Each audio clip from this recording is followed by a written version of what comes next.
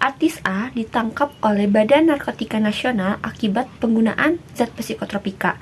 Sebenarnya, apa ya dampak dari penggunaan zat psikotropika? Mau tahu jawabannya? Simak videonya ya. Assalamualaikum warahmatullahi wabarakatuh. Selamat pagi anak-anak, bagaimana kabarnya hari ini? Sebelum mulai kegiatan pembelajaran pada hari ini, alangkah baiknya kita berdoa terlebih dahulu. Berdoa dimulai. Berdoa selesai. Untuk mengecek kehadiran pada hari ini, silakan akses Google Classroom yang telah Ibu sediakan. Kalian bisa akses menggunakan kode QR yang telah Ibu sediakan atau kode yang telah tertera di layar. Pada pertemuan sebelumnya, kita membahas mengenai sistem koordinasi, di mana sistem koordinasi ini terdiri dari saraf, hormon, dan alat indera. Pada hari ini, kita akan membahas mengenai zat psikotropika. Adapun tujuan pembelajaran pada hari ini yaitu yang pertama, mengidentifikasi bahan atau zat psikotropika yang berbahaya bagi kesehatan apabila digunakan. Yang kedua, mendiskusikan bahaya penggunaan bahan atau zat psikotropika pada sistem regulasi. Yang ketiga, menganalisis hubungan psikotropika dan penyebab terjadinya berbagai gangguan pada sistem regulasi. Larangan menggunakan zat psikotropika ini dijelaskan dalam surat Al-Maidah ayat 90. Kita buka dulu Al-Qur'annya, dibaca surat Al-Maidah ayat 90, kita baca bersama-sama ya. Bismillahirrohmanirrohim. Jadi, kandungan surat Al-Maidah ayat 90 ini menjelaskan bahwasanya mengkonsumsi minuman keras, barang haram seperti zat psikotropika, dan berjudi merupakan perbuatan yang terlarang. Selain itu, penggunaan zat tersebut tidak baik bagi kesehatan. Dua hal tersebut tidak memberikan syafaat apapun. Sebaliknya, kebiasaan tersebut justru menimbulkan banyak kerugian. Oke, sebelum ke materi, Ibu akan bertanya terlebih dahulu. Coba kalian lihat gambar di samping.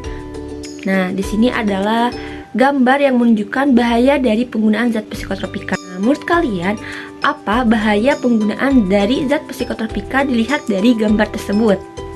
Nah, betul sekali ya jawabannya. Nah, untuk memperdalam materi mengenai zat psikotropika ini, kita simak animasi sebagai berikut.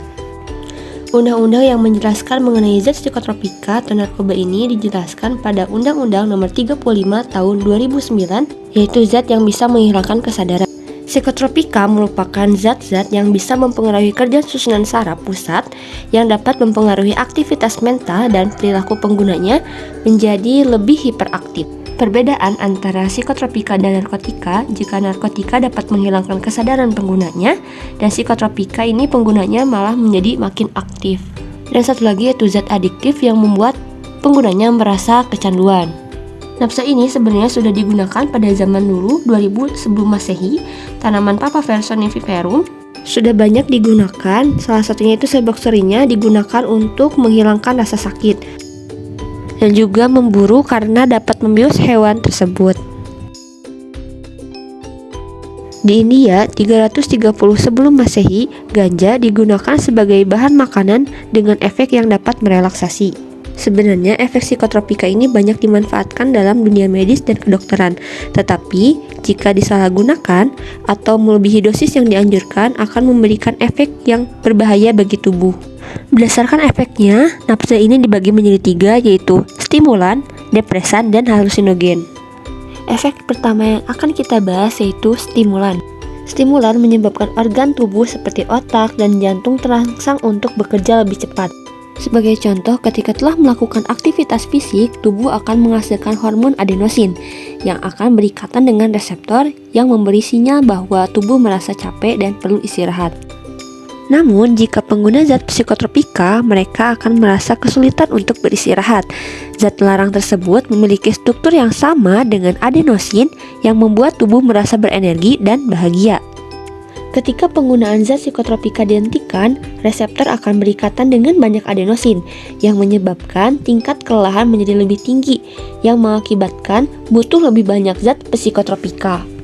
Jika zat stimulan ini masuk ke aliran darah, ini akan meningkatkan aliran darah dan jantung bekerja lebih cepat yang bisa membuat organ rusak bahkan kematian. Contoh lainnya yaitu kopi. Kopi ini memiliki kandungan kafein yang mengandung zat stimulan.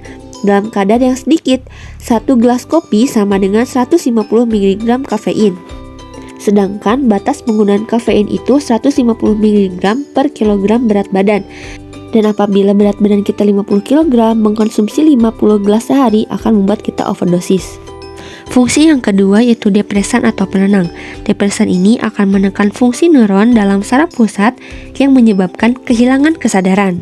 Sebagai contoh yaitu alkohol. Alkohol ini akan mendorong neurotransmitter gamma aminobutyric acid atau GABA untuk terus berikatan dengan reseptor di otak. Saat hal tersebut terjadi, jalur ion klorida negatif akan terbuka dan ion tersebut akan masuk ke dalam sel otak. Hasilnya, aktivitas otak akan menurun dan bisa menekan rasa sakit, takut, bahkan gelisah. Apabila mengkonsumsi dalam jumlah yang banyak, semakin banyak pula ion klorida negatif masuk ke dalam sel otak. Apabila dihentikan, menyebabkan kehilangan keseimbangan, menjadikan tubuh merasa gemetar, takut berlebihan, dan jika digunakan dalam jangka yang panjang, ion klorida negatif ini akan menjadi racun dan menyebabkan kerusakan otak, penurunan kerja jantung, gangguan sistem pernapasan, bahkan kematian. Efek yang ketiga yaitu halusinogen. Sebagai contoh, jamur yang terdapat di kotoran sapi yaitu Panaeolus cyanescens. Jamur tersebut mengandung psilocybin. Sebagai contoh, saat kalian merasakan hal yang menyenangkan, sel otak akan banyak memproduksi serotonin, yaitu neurotransmitter yang berperan untuk mengatur rasa senang. Psilocybin ini memiliki struktur yang sama dengan serotonin, jadi bisa berikatan dengan reseptor serotonin. Jadi, semakin banyak jumlah psilocybin yang ada di dalam tubuh, semakin banyak pula reseptor yang berikatan. Akibatnya akan timbul rasa senang yang berkepanjangan dan berlebihan. Efek halusinasi yang ditimbulkan bisa saja jadi penglihatan atau suara. Orang yang terkena dampak halusinogen ini akan kesulitan membedakan mana nyata dan hayalan. Adapun dampak negatif yang ditimbulkan dari sisi psikologis, pengguna narkoba akan lebih emosional dan temperamental. Hal ini terjadi karena terganggunya sistem saraf neurotransmitter pada susunan saraf pusat. Zat psikotropika ini mengubah perasaan, mood, emosi penggunanya secara drastis. Jenis narkoba tertentu, terutama alkohol dan sabu-sabu, akan menimbulkan perilaku agresif yang berlebihan dari si pengguna yang mengakibatkan melakukan tindakan kekerasan. Dampak lainnya yaitu gangguan fisik atau fisioneurologik. Efeknya bisa mempercepat atau memperlambat denyut nadi, jantung, dan paru-paru yang dapat menyebabkan kematian. Uniknya, ketika dua kecanduan dan tiba-tiba berhenti, gangguan fisioneurologik akan tetap ada. Biasanya rasa sakit akan terus menyelimuti sekujur tubuh. Dampak dari segi ekonomi yaitu akan membuat kita boros karena menghabiskan banyak sekali uang. Dampak sosial jika ketahuan mengkonsumsi narkoba akan merusak hubungan kekeluargaan dan pertemanan di lingkungan sekitar. Kesehatan masyarakat juga terpengaruh karena penularan HIV, hepatitis, dan TBC. Pemerintah juga membuat Badan Narkotika Nasional atau BNN dan undang-undang terkait penyalahgunaan narkotika untuk membentengi dari penggunaan nafza. Membentengi penggunaan nafza ini bisa dimulai dari pendidikan atau mencari informasi dari media yang terpercaya. Contoh pencegahannya yaitu yang pertama dengan membatasi pergaulan dengan kalangan pengguna nafza, menolak semua tawaran penyalahgunaan nafza, melaporkan apabila ada hal yang mencurigakan di sekitar kita.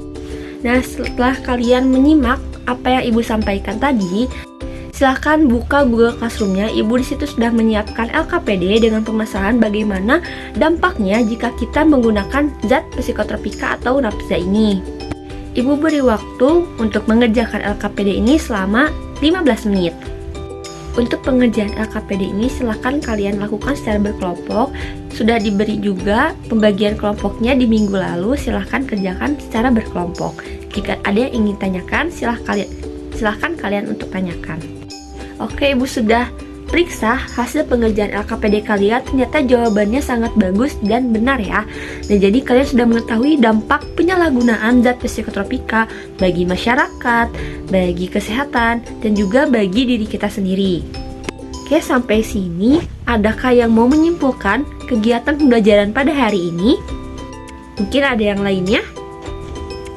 Oke, jika tidak ada, Ibu telah menyiapkan kuis yang telah Ibu sajikan di Google Classroom. Nah, kuis ini dikerjakan menggunakan Kahoot ya, aplikasi Kahoot. Silahkan kalian kerjakan selama 3 menit. Dimulai dari sekarang ya.